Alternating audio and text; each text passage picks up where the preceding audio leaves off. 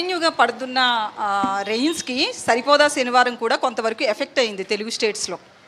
So ఈ cinema కూడా 7th వస్తుంది, ఇంకొక 5 డేసే. బట్ బయట అయితే క్లైమేట్ మారేలా కనిపించట్లేదు. మరి మారిపోతుంది.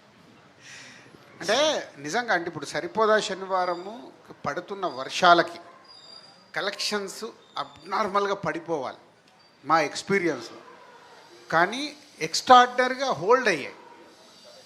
వర్షం తగ్గితే థియేటర్స్ ఫుల్ అవుతున్నాయి. బయట వర్షం పడట్లేదు, కంఫర్టబుల్గా వెళ్ళిపోవచ్చు అంటే థియేటర్స్ ఫుల్ అవుతున్నాయి. థర్స్డే కంటే ఫ్రైడే రోజు న్యాచురల్గా తగ్గింది. సాటర్డే మళ్ళీ డే 1 లాగుంది, సండే మళ్ళీ డే 1 లాగుంది. ఈరోజు కూడా మ్యాట్నీస్ ఏపీలో ఆల్ థియేటర్స్ ఫుల్స్. అక్కడ వర్షాలు కొంచెం సెటిల్ అవ్వగానే గబ్బర్ సింగ్ ఎఫెక్ట్ ఏమన్నా ఉందండి మీ సినిమా మీద? గబ్బర్ సింగ్ పవన్ కళ్యాణ్ గారు మన నాన్నగారు చెప్పారు కదా, వెళ్ళుంటాడు మార్నింగ్ సినిమాకి.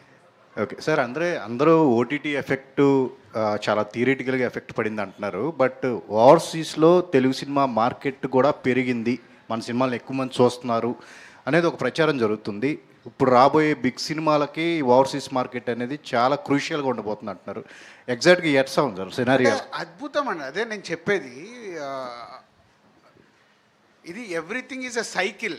ఓటీటీలో సినిమాలు వస్తున్నాయి అనడం వల్ల ఆడియన్స్ థియేటర్కి రావడం న్యాచురల్గా పర్సంటేజ్ ఆఫ్ ఆడియన్స్ తగ్గింది. మరి తగ్గితే ఇది ప్రపంచవ్యాప్తంగా తగ్గాలి కదా.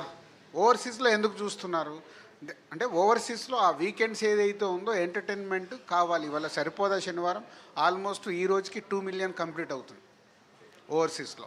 సండే అంటే వాళ్ళని ఇప్పుడు నైట్ కదా వాళ్ళకి సండే, ఈ రోజుకి 2 మిలియన్ కంప్లీట్ అవుతుంది. అంటే ఎక్స్ట్రాడినరీ రెవెన్యూ. నాన్నగారికి 2.1 అని అన్నారు దసరా, అది రేపు ఎల్లుండో క్రాస్ అయిపోతుంది. సో ఆ రేంజ్లో రెవెన్యూస్ ఉన్నాయి. ఇక్కడ కూడా నేను ఇందాక చెప్పింది అదే, చిన్న సినిమాలైనా హాయ్ కానీ కమిటీ కుర్రాలు కానీ ఆడి రెవెన్యూ జనరేట్ చేస్తున్నాయి. కానీ డిఫరెన్స్ ఎక్కడ? వావ్, ఇప్పుడు కొత్త బంగారు లోకం మేము చేస్తే ఆ రోజు వావ్ నంబర్స్, మాకు ఆ భయం లేదు, 100 రోజులు ఆడాయి. అది మార్పు వచ్చింది. సో అంటే ఎక్స్ట్రాడినరీ చిన్న సినిమా ఎక్స్ట్రాడినరీగా వచ్చినప్పుడు ఆ వావ్ రెవెన్యూ చూస్తాం.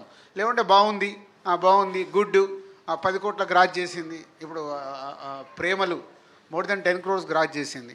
మన హాయ్ నాన్న 8 to 9 crores.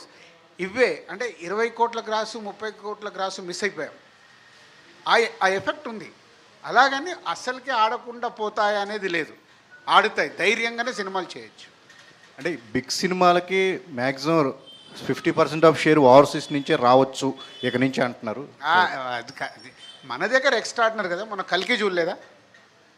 కల్కి చూసాం కదా.